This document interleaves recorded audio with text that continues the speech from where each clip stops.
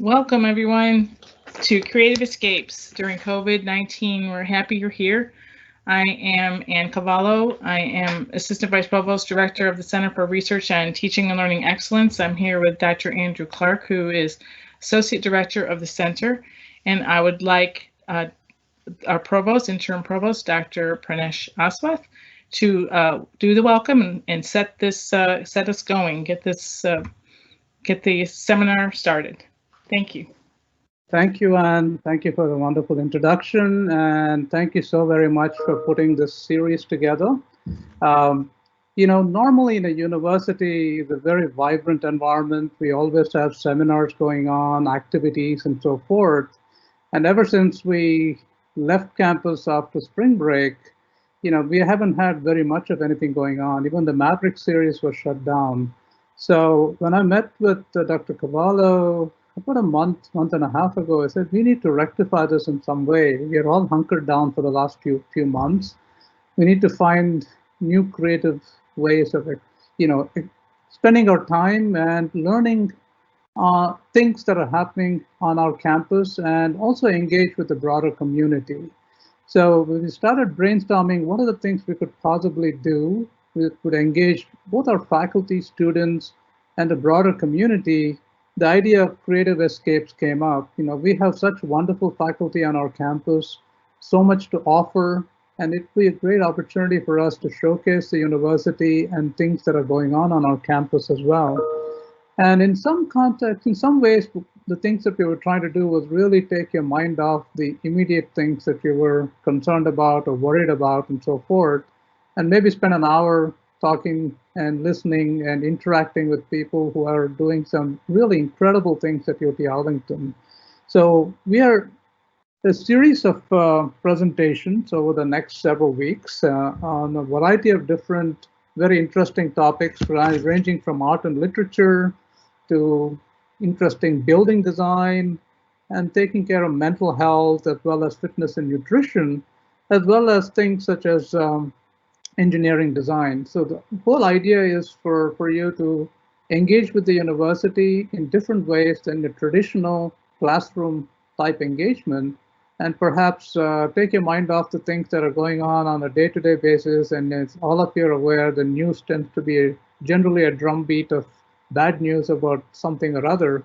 This would be something that will take your minds off of this and engage you in a creative sense. Again, a deep thanks to Dr. Cavallo and CRTLE for putting this together. And I hope you all enjoy this as much as I'm looking forward to this as well.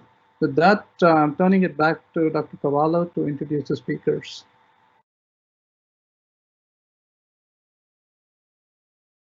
Thank you very much. I have my agenda that we'll go to next, and it will be we have the welcome, as you already, Dr. Pranesh. Thank you, Dr. Aswath.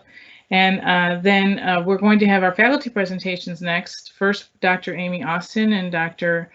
Jacqueline Fay on art and literature, then Dr. Laura Bennett Cameron on music. After that, we'll have discussion, Q&A, and closing. So we'll get started with Dr. Austin and Dr. Fay. Thank you.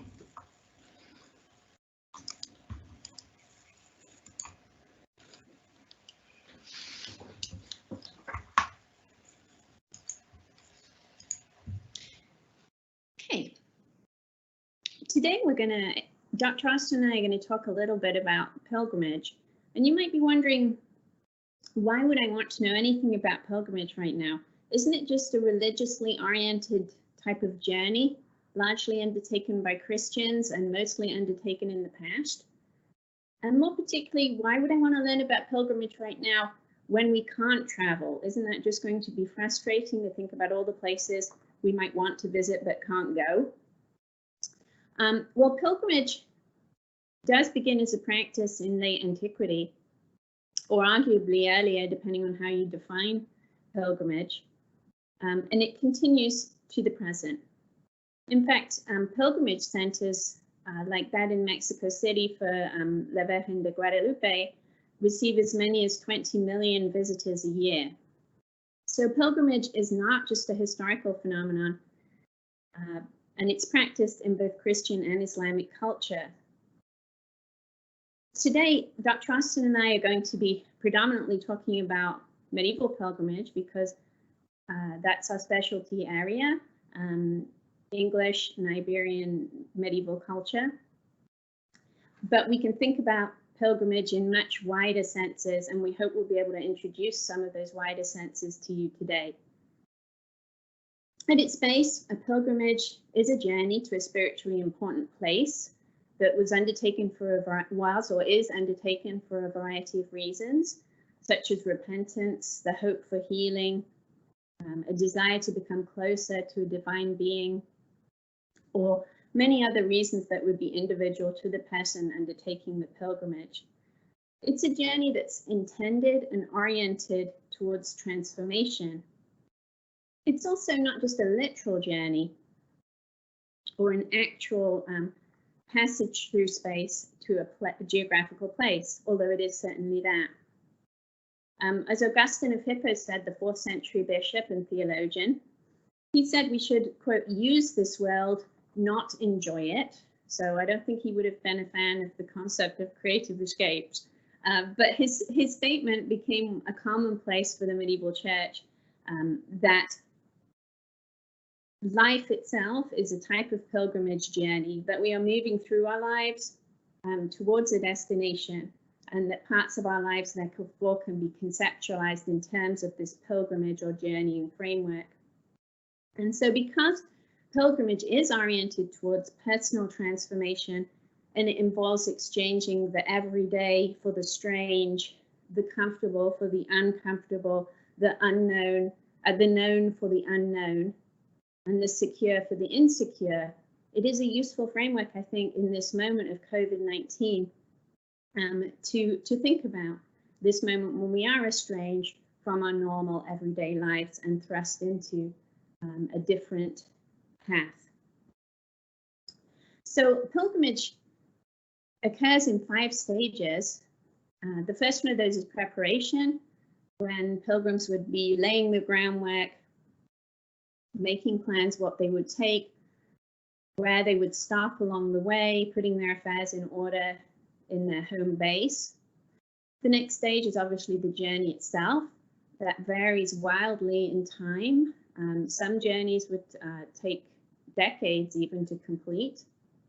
When you arrive in the pilgrimage destination, which is the 3rd stage, there's usually ritual actions, prayers, visiting sites, perhaps taking day trips or week trips to side sites from the main destination. The 4th stage is the return journey, and then the 5th stage is reintegration. Because pilgrimage is oriented towards transformation, pilgrims return to their home base even after many years, but they return changed by the journey and the process they have undertaken. So Dr. Austin is going to talk to us about literal pilgrimage journeys, actual journeys undertaken by medieval pilgrims to one of the 3 largest pilgrimage sites in the Western Christian world now.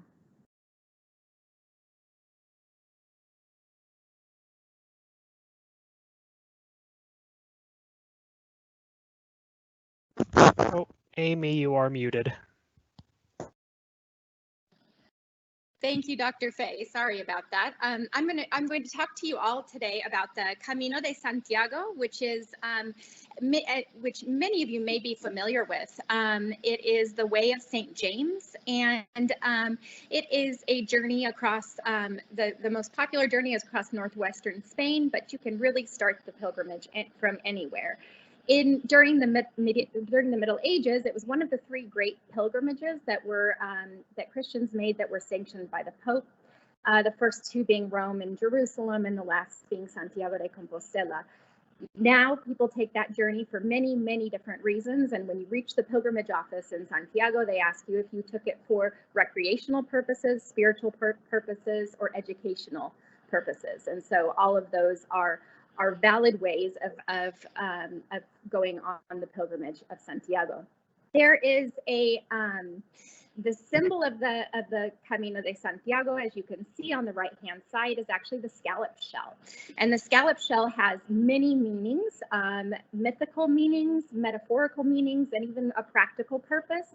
And so on a mythical level, it is the Camino de Santiago has existed for over 1,000 years, and it dates back to the 8th century when the remains of St. James or Santiago were found in northern Spain. So on a mythical level, after James's death in 44 AD, he was beheaded for heresy. His disciples shipped his body to the Iberian Peninsula and his beloved Iberian Peninsula to be buried in what is now Santiago. Off the coast of Spain, before he reached Santiago, a heavy storm hit the ship and his body was lost in the ocean. Sometime later, it was washed ashore and undamaged and covered in scallop shells. And so that mythical aspect became the origin of the scallop shell as a symbol of the Camino de Santiago. On a metaphorical level, you can see here the grooves in the scallop shell, and those grooves are meant to symbolize the different pilgrimage routes that all end in the bottom of the shell, which is Santiago, or the tomb of St. James, where his hand is buried in a tomb behind the altar of the cathedral. And then finally, on a practical level, the shell is often worn on the back of a pilgrim's backpack as a symbol of the fact that they are on the pilgrimage. And in years past, it's been used as a way to gather water from the natural fountains that you find along the way. Although this day and age, most people are found filling these in those natural fountains, not drinking from the fountains through the so it has those three components that are very important in order to understand these kind of mythical, metaphorical, and also practical visions of the pilgrimage. As we can see here in all of these grooves of the shell, we can kind of see them depicted here in the map. And all of these depict various routes of the Camino de Santiago. And they are, as I said, you can start from anywhere. And the last time I did the pilgrimage in 2018, I encountered a woman who actually started in Germany. Her skin was quite leathered, but she was very much in shape as well. So she had been traveling for a while. The most common route is the Camino Frances, which starts in St. John, and then you go across the Pyrenees here and across the north of Spain and end up in Santiago. That's the most common and the most busy route. You can also go the most historical route, which is the Via de la Plata, which starts in Cadiz here, goes up through Sevilla or Seville, and follows the old Roman trade route. The two most picturesque, if you're looking for scenery, if scenery is your thing, are the Camino Portugues that starts in Lisbon and goes up to Santiago, and the Camino del Norte that starts in the Basque Country here in Irún, just outside of Bilbao, and goes up all across the northern coast of Spain. That's supposed to be one of the most beautiful, although I've not yet been on it. It's on my bucket list.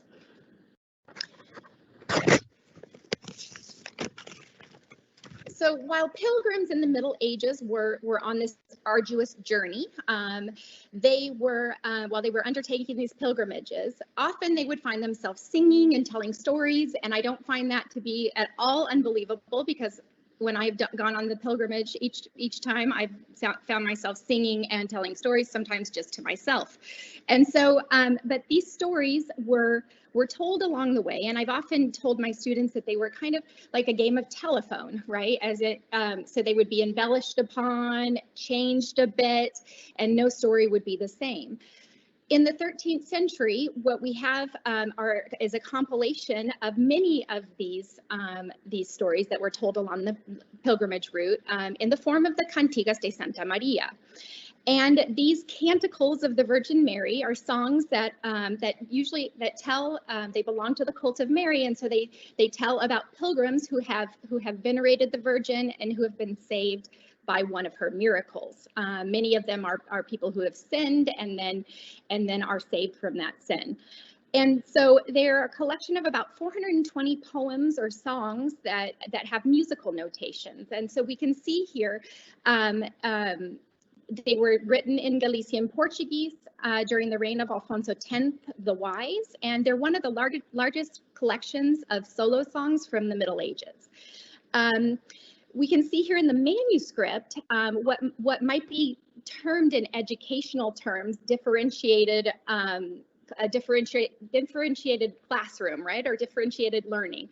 So we can see them appealing to different learning styles. And so here on the left-hand side, you have the images for those who perhaps can't read or need to be reminded. In the center, you have the musical notation. And on the right-hand side, you have the poem or the song to be sung and memorized. And it's worth noting here that here we can see the form of one of the escapes that we may not be able to have this summer, which is medieval baseball. And you see the pitcher pitching here, but then you see the outfielders who are quite distracted throwing the ball in the air. So they aren't at all interested in catching whatever the batter is going to send their way. And so I just wanted to have a brief story time here and read you one tale. There weren't many dragons in Spanish and Iberian literature, but this is one that I think is worth noting. And you will note too that medieval dragons in this image that Dr. Fay found are quite cute. It's not as scary as it is in the tale that I'm about to read. So a man from Valencia, and I won't sing this to you, I will spare you my singing voice, but a man from Valencia was traveling alone on pilgrimage to Salas. In a forest, he was overcome by darkness and he lost his way. He saw a strange beast in the shape of a dragon coming towards him. He did not run for fear that the beast would overtake him. He prayed to the Virgin and struck it with his sword. He cut the beast in half, splitting its heart in two. However, poison spurted out the creature and struck the pilgrim in the face. He was also assailed by the beast's breath. In a few days, he was like a leper. Staff in hand, he journeyed on to Salas. When he arrived there, he wept in front of the altar and was cured instantly. And so we think of this beast, and I kind of think of this beast also in terms of COVID too, right? We have many beasts that we've all kind of overcome. And so we can think of this beast perhaps as a divine intervention that tested the pilgrim's faith and then ensured that he would finish his journey. We can also think of it in terms of overcoming a personal obstacle, and these kind of personal, physical, emotional obstacles that people have to overcome as they're going on these journeys. And speaking of my return journey, my fourth stage of the pilgrimage, I returned to Santiago de Compostela in 2018 to the place that actually inspired me to become a medievalist. It was back when I was a junior in college, and it's when I became interested in medieval literature and just never left it behind. And so I returned in 2018 with two of my roommates from that year. And, you know, the dragons you can see, you can also see the rewards. And so our days would start around 4 in the morning. They would 4 or 4:30 in the morning. The center picture there, you see the sun rising, and we were probably about 2.5 hours into our day at that point. One of my dragons you can see on the upper left-hand corner was when I didn't properly lace my shoe and got a blister. But then other rewards, which huge part of the pilgrimage is obviously eating, and also that community that Dr. Fay is going to talk about in a bit, and reaching the end all intact. And so continuing the journey, as we're all in this moment of COVID-19, we're all looking for different escapes. Many of us are looking for escapes. And so these are just some of my recommendations for you. One of them is on the left-hand side is Martin Sheen in The Way. It is the most glamorized version of the Camino de Santiago that I have ever seen. The places that they stay are much more fancy than the places I ever stayed, but nonetheless, it kind of gives that sense of the journey and his journey to kind of recover from his son's death. On the right-hand side, you can see Camino Skies, which is a 2019 movie on, it's a documentary actually, documenting several pilgrims and their daily journeys and struggles. And so those are two recommendations. In the center, the list of things you can listen, watch, and plan. So listening to the cantigas that are performed by a medieval group called Sequentia. You can also watch Rich Steve's Camino de Santiago. He has 2 episodes that are really pretty well done. A little bit, they're a little bit, well, they're well done. I'll just leave it at that. And then you can also watch the Fuegos del Apóstol, which is this beautiful light show that they set in 2012, the last Saint year. They set it against the backdrop of the cathedral, and you could watch via light show how the cathedral was built from its Romanesque to then its Baroque facade. And finally, you can plan your Camino. The Camino is opening up on July the 1st, but for those of you who are like me, continuing to be careful, there are ways to begin to plan your Camino and different journeys along with to-dos and what to pack and where to go. So I'm going to pass it over to Dr. Fay, who's going to talk right now about other ways to experience pilgrimage via text.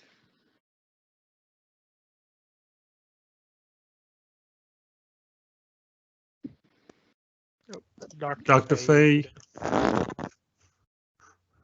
Thank you. A lot of medieval pilgrims would not have been able to undertake a literal pilgrimage, either maybe because they were too old, too sick, or did not have the economic means to undertake a pilgrimage.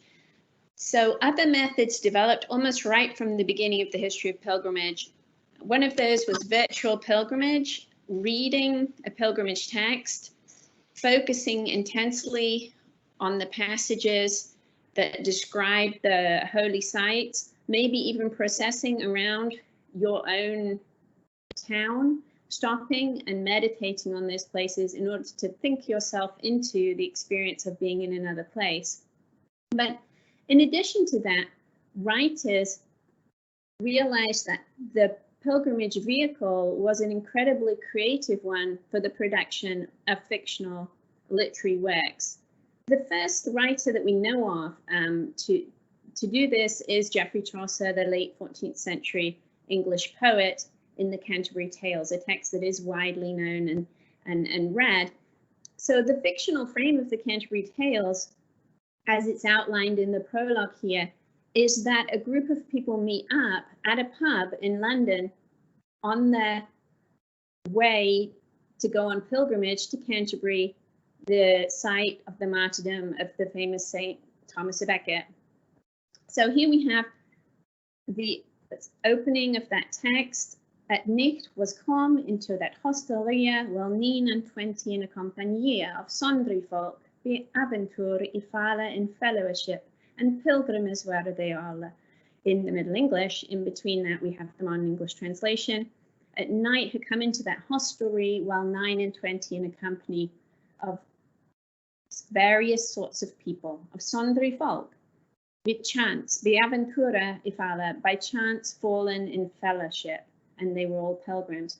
So the fiction is here that a group of people who have nothing else in common apart from the fact they are pilgrims meet up in fellowship.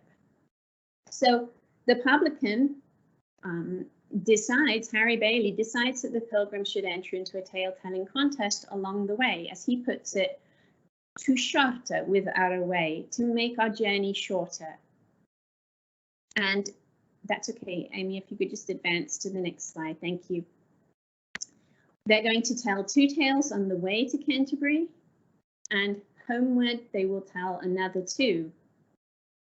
And the publican Harry Bailey says, that is to saying that telleth in this case, tales of best sentence and most solace shall have a supper at ura a la cost.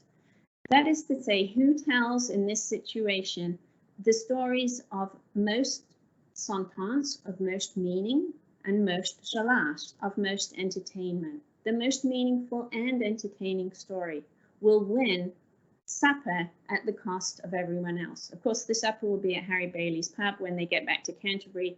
So Harry Bailey makes sure that he wins, regardless of who wins the storytelling contest. So here we see Chaucer entering into a fictional social experiment. What happens when 29 people are thrown together?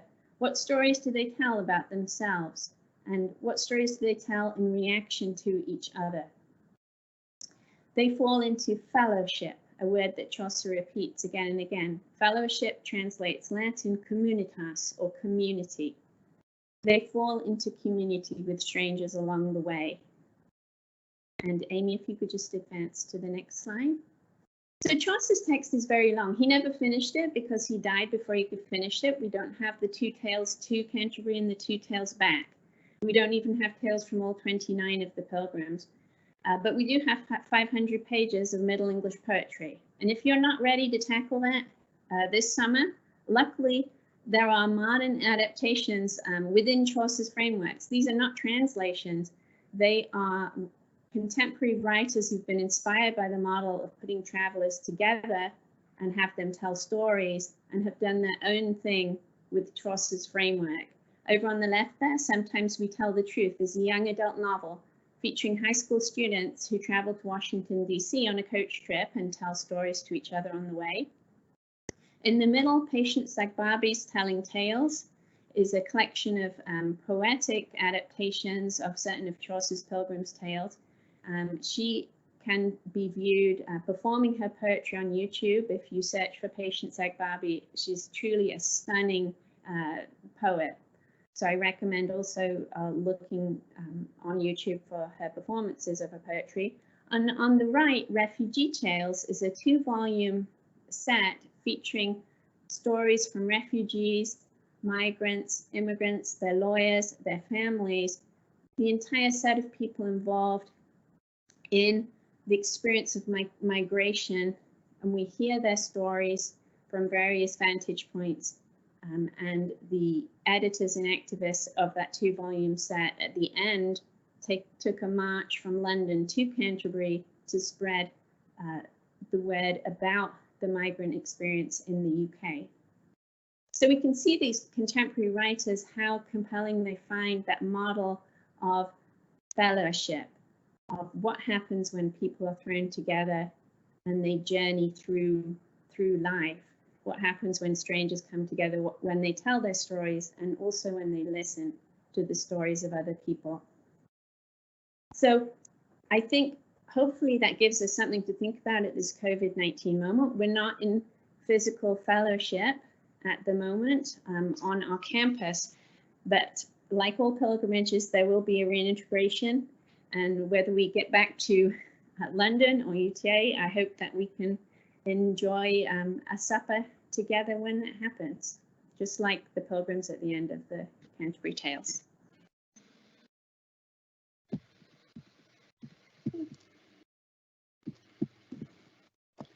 Thank you so much.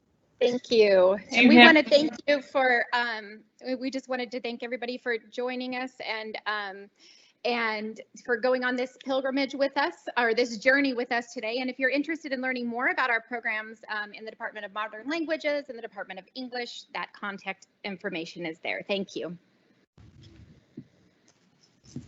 Thanks so much. That was fabulous. And I did want to tell the audience before we move to the next one, and also do note the information for contact information. But I wanted to let you know to post in the question in the Q&A, and then we will. We can't have live question and answer in this type of a format, but we can read your questions during the Q&A time. So if you have any questions at all or comments to make, we'll address them at the Q&A time. So go ahead and write them in the chat. And now we'll move to Dr. Laura Bennett Cameron for music. Hello, everyone. My name is Laura Bennett Cameron, and I am absolutely thrilled to be here today. Thank you so much, Dr. Cavallo and Dr. Clark, for having me, and a special thanks to Drs. Austin and Fay for a really fascinating presentation. I learned so much about pilgrimages. Wow. So what I'm going to talk to you about today is creative escapes in classical music during COVID-19. There's a lot of classical music out there. I don't think anybody, including myself, can really claim to be an expert on it, but I'm going to try today to illuminate some things for you and help you and me find some ways to enjoy this and to really escape from for a little bit. All right, so let's talk a little more about classical music. Why should I listen to it? What exactly is it and how do I find it? So one of the things that you might find interesting is that listening to classical music actually offers the listener physical, emotionally, and even cognitive benefits, depending on which study you read, and that it may be more effective than other genres like rock, pop, and folk in providing those benefits. Okay, what is classical music? In a very simple but very broad definition, it's art music for voice and instruments. Again, we're going to be working with a pretty broad definition for this particular presentation. Now, how do I find it? There are literally millions of different resources for finding classical music online. But in this really kind of crazy time, we're really lucky to have classical musicians offering their art, their performances, in many cases free online so that we can enjoy them.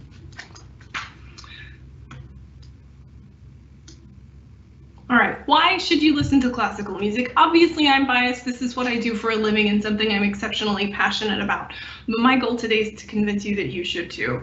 So probably the most exciting thing for all of us, that in addition to just being aurally pleasing to us, it can actually reduce chronic pain, anxiety, and depression.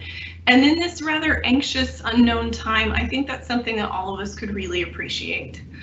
Interestingly enough, patients who listen to classical music before, during, and after surgical procedures experienced faster recovery times, which I thought was interesting. And in stroke patients, it actually improves verbal memory and focused attention recovery, so that's pretty neat.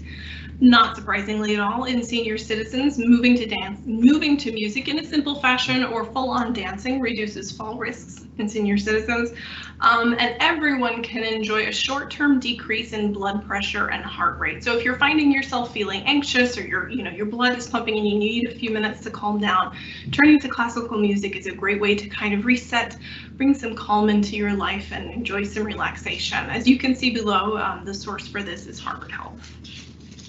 All right, so let's talk about exactly what is classical music. It's a really broad term, and a lot of different people have different ways they use the term, but for the sake of this particular presentation, we're going to call it art music in the Western tradition.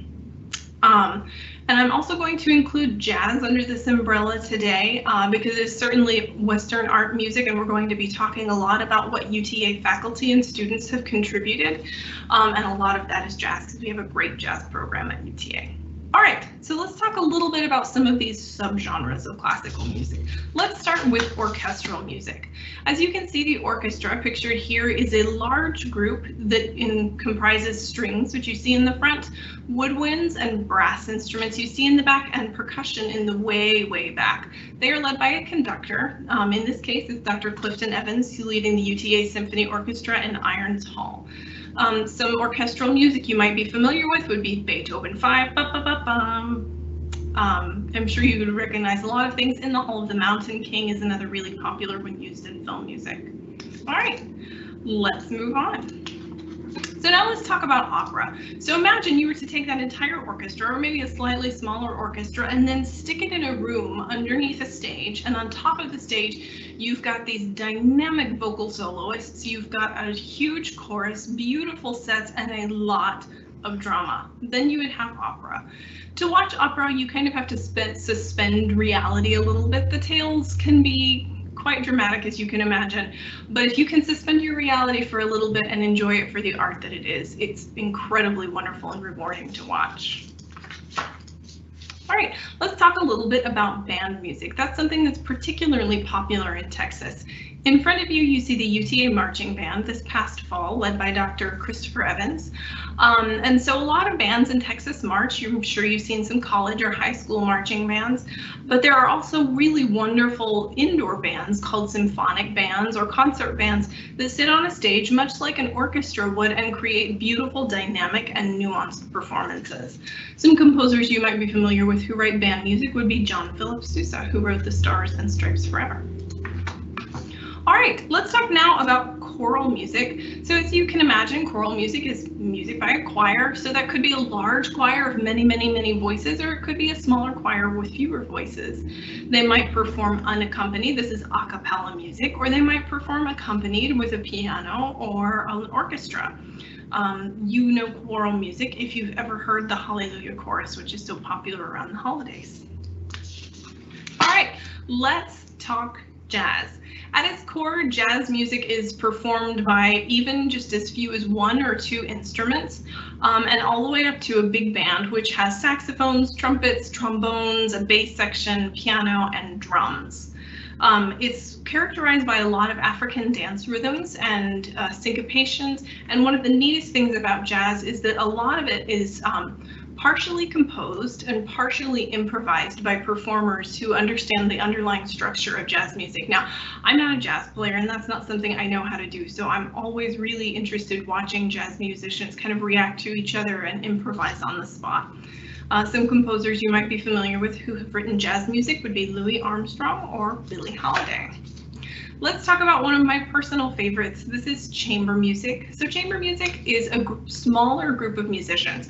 That is to say anywhere from 2 musicians, that would be a duet, up to 13 musicians or so. And what characterizes chamber music is not just the small group, but the absence of a conductor. So the musicians have to do this really interesting niche thing where they're watching each other. They're not talking, so they're watching each other for nonverbal cues and communicating with their bodies and with their instruments in a way that is really intimate and really unique. And for someone who's sitting in a chamber concert, it creates a really special atmosphere in which you almost feel like you're at one with the players. All right, let's talk a little bit about solo music. So as you might surmise, solo music is music for one instrument alone, obviously, in the case of maybe Bach's G major cello suite, which a lot of people know and love, or an instrument with an accompaniment. So quite often that's piano or sometimes harp or organ, whoops. And in other times it's accompanied by an entire orchestra, and we call this a concerto. So if you've ever heard Vivaldi's Four Seasons, that's an example of a solo instrument, violin, with a string orchestra accompanying. All right, so this is what you've all been waiting for, I hope. This is how to create your own classical escape in classical creative escape in COVID. So let's talk a little bit about how to listen to classical music, where to find it. The easiest thing for you to do is to go to whatever app or service you use for streaming music and find classical music station. You can find it on Pandora or Spotify or Amazon or anywhere you listen to music already. All you have to do is search for a classical music station. Then you can start thumbing up and thumbing down things and kind of figure out where your tastes lie. You can, of course, purchase classical albums if I mention anything today that piques your interest or you already know what you like. You can stream full-length concerts and albums from YouTube also for free, which is neat. And a lot of orchestras offer what they call digital concert halls, which allows you to have the experience of sitting in a concert hall as if you were there and listen to a performance. I'm going to provide a ton of links in this presentation for you, so it will be made available to you after, so you don't have to remember all of this, and you can just click through the presentation and enjoy all of these things. So let's talk about when to listen to classical music. There it is, whenever you want to. There's not a bad time to listen to classical music. For me personally, sometimes I listen to it with a lot of focus and I make a thing of it. And other times I listen to it while I'm working or cleaning, or I really enjoy listening while I'm cooking or eating. One really interesting thing is that the National Alliance on Mental Illness suggests sticking to routines during COVID. So of course, you know that this means getting up, taking a shower, going to work. We know all of that. But it also means that we should extend those routines and and focus to our recreational time as well. So I would really encourage that you or your partners or family make it an event. So take some time, talk about it beforehand, sit down, and then stream a classical concert. Of course, you can find them of any length. You can 15 minutes up to 2.5 hours. And just sit down and make it an event for everybody to enjoy. I promise it will feel more like you're going out. So I really think it would be really great. For my husband and me personally, we really enjoy pouring ourselves a glass of sparkling water or wine and just enjoying a concert as if we were there. All right, let's talk about where you can find this exciting music online. I would be remiss if I didn't start the discussion with UTA Music Department's faculty and students. There are thousands of hours of music out there by our incredibly talented UTA faculty, and I'm going to pull up a short list of it here. So this list includes the UTA department YouTube page, as well as a lot of the individual faculty YouTube, SoundCloud pages, and also full-length studio albums that have been recorded at UTA. UTA is really fortunate to have talented faculty who have recorded on a variety of different record labels, and we're also really fortunate to have a UTA record label on board here in our music department that music faculty can release their own music through, which is really exciting. So as you can see, you may not know, but we have a really diverse and active music faculty, and I hope you'll take some time to enjoy our music. So let's expand just a little bit and talk about the music that's available in Dallas-Fort Worth. I think, and a lot of others think, that Dallas-Fort Worth is right up there with Los Angeles, New York, and Chicago in the quantity and in the quality of music that's available to us. We've got world-class organizations here, a lot of Grammy nominees and Grammy winners in Dallas-Fort Worth, not to mention the only civilian wind ensemble, which is the Dallas Winds. We've got the DSO in Dallas. We've got the Fort Worth Symphony Orchestra. A lot of options to listen to really wonderful music right here in Dallas-Fort Worth. A lot of these organizations, if you follow their websites or follow them on Facebook, they offer happy hours where you can enjoy a cocktail or a mocktail and talk to musicians. They offer streams of live concerts and also watch parties in which they'll stream a performance, and you can actually talk about the performance with the musicians who recorded it in real time, which is neat. All right, let's talk a little bit about orchestral music that's available out there. So as you can see from the list here, I don't have to read them all off, but orchestras around the world are offering their concert streams for free from their websites available to you just to make your day better. One thing I would be remiss if I didn't mention is that the Dallas Symphony Orchestra and a lot of other organizations have really great sections of their websites for kids. I know a lot of people are concerned about keeping their kids engaged and motivated in this kind of crazy time, and there are a lot of opportunities for kids to engage with classical music online, to learn more about it in a really fun and interactive way. All right. So as you can see by the list here, there are operas also doing the same thing that orchestras are doing. So from around the world, from Cambridge to Sydney to Paris and back to New York, you can find a lot of really exciting operas and also little solo projects from the musicians who are involved with these groups. All right, let's talk a little bit about band music. Dallas is home to two of the world's best wind bands, that is to say the Dallas Winds, who have a concert upcoming on Sunday. As you can see, they play at the Meyerson in the Arts District in Dallas, and also the Lone Star Wind Orchestra, which is based in Denton. All of the military branches have professional wind bands, and you can find, just pick a branch and you can check out their webpage. There are also some options around the world, and of course, the UTA Wind Symphony right in Irons Hall has recorded 3 different full studio albums that you can enjoy as well. All right, let's talk chamber music. The Fine Arts Chamber Players is one of the organizations based in Dallas, and as you can see, they've been really busy throughout this quarantine period, and they have a sense of humor about it, as you can see from Beethoven there with his mask on. If you're feeling particularly inspired by the lecture from Drs. Austin and Faye earlier, you can check out chamber music at Lincoln Center because they've got some really neat curated playlists on topics like art and literature.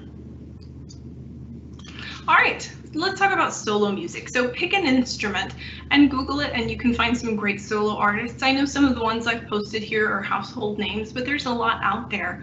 And I'm going to return to the wonderful discussion we had on art and literature earlier, and I'm going to suggest that you look up a piece called Compostela by a composer named Jenny Brandon. It's a work for solo bassoon that describes the different scenes along the pilgrimage to Compostela. All right, let's talk jazz. This is a chance to get to know some of the world's greatest jazz virtuosos through Lincoln Center, from San Francisco Jazz to DC. And I would encourage you, if you're watching some of these videos, to really watch the musicians and see the ways they communicate with each other as they improvise. Believe it or not, the communication, or the conversation center of the brain, is activated when jazz musicians specifically are improvising, which means that they're actually talking to each other with their instruments, which I think is fascinating. All right, we have to talk about music by underrepresented composers and performers, because frankly, a lot of attention is paid to composers in the older European traditions, but there are a tremendous number of composers and performers, not just now, but throughout the ages, who have not quite gotten the recognition they've deserved. So I would encourage you to click through these links and spend some time familiarizing yourself with these organizations and making sure that they get the representation and the listening time they deserve.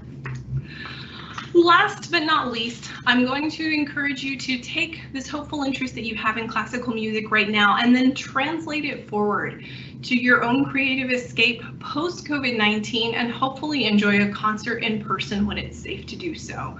The Harvard article I referenced earlier found a really unique survey that suggested that concert attendees, people who attended concerts live and in person, actually lived longer than people who did not. What's even more interesting than that is this correlation was not explained by other differences in income, education, or social networks. So there is some correlation that was found by a study that actually indicates that attending concerts can make you live a longer and happier life. So of course you can contact me. My name is Laura Bennett Cameron. My email address is right there. If you'd like to contact me, I'd be happy to send you this PowerPoint or any other information you like. And now I'm going to ask Gus Ruby to put up a short video that my husband, who is a CPA by trade, but a wonderful pianist, we recorded it for you yesterday so we can have our own brief classical escape right now. Thank you.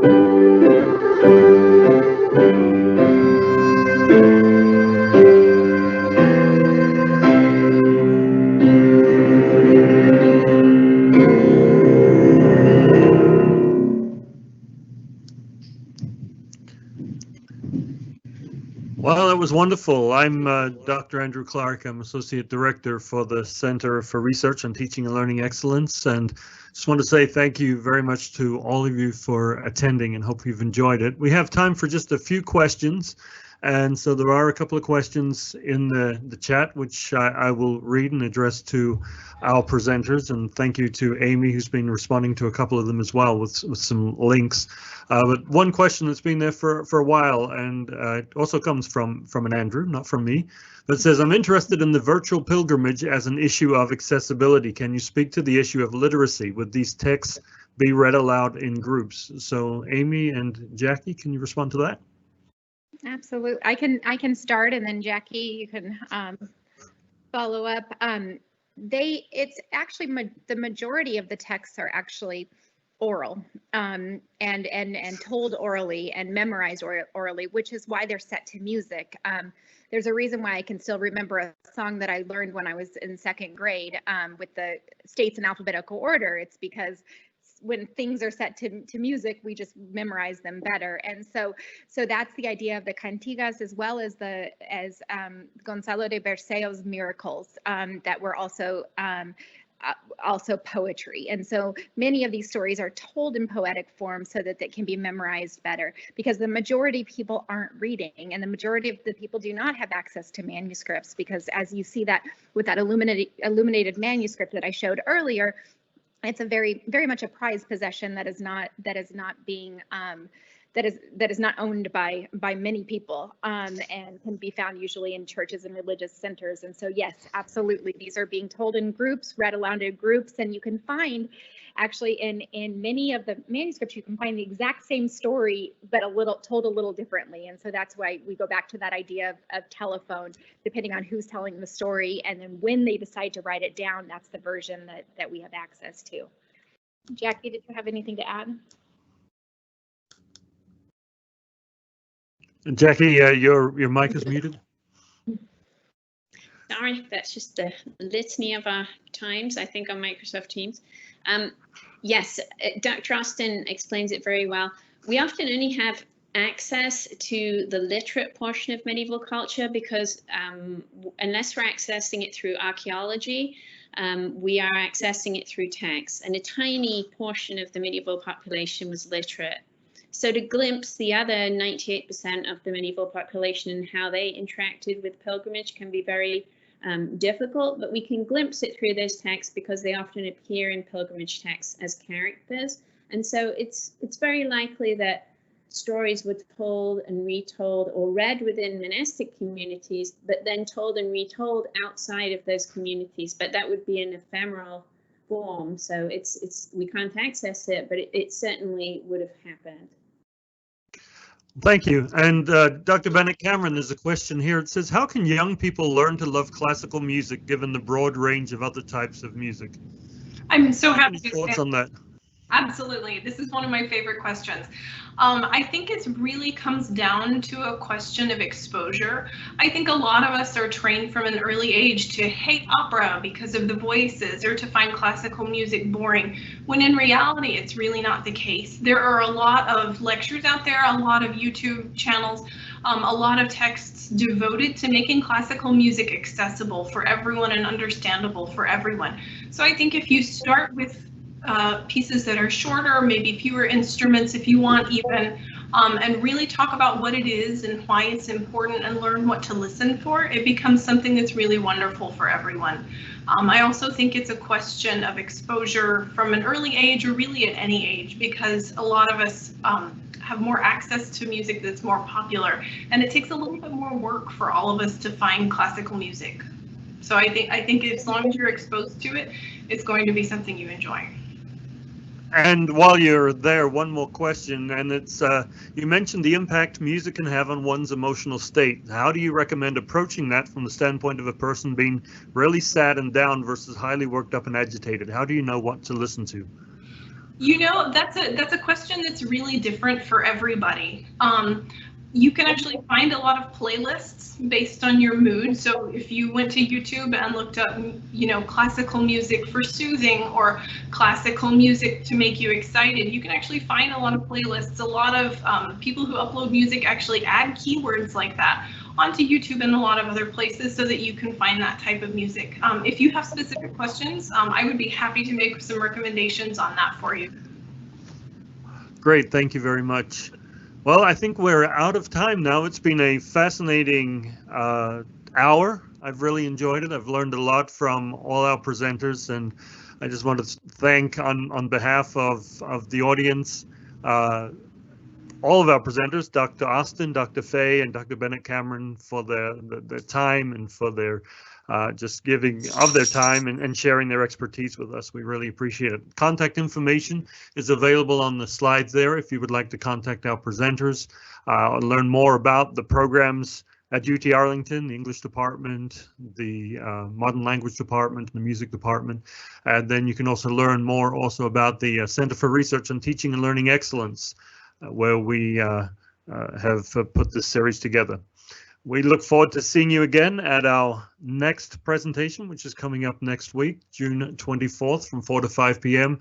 And the topic for that presentation is Creative Escapes, Design and Placemaking of Buildings and Landscapes. So if you're interested in learning about making your home a home, learning about buildings and landscapes, we'll have two professors from the College of Architecture will be talking to us next week. So thank you again very much for your attendance, for your participation, and we hope to see you next week. Thank you, everyone.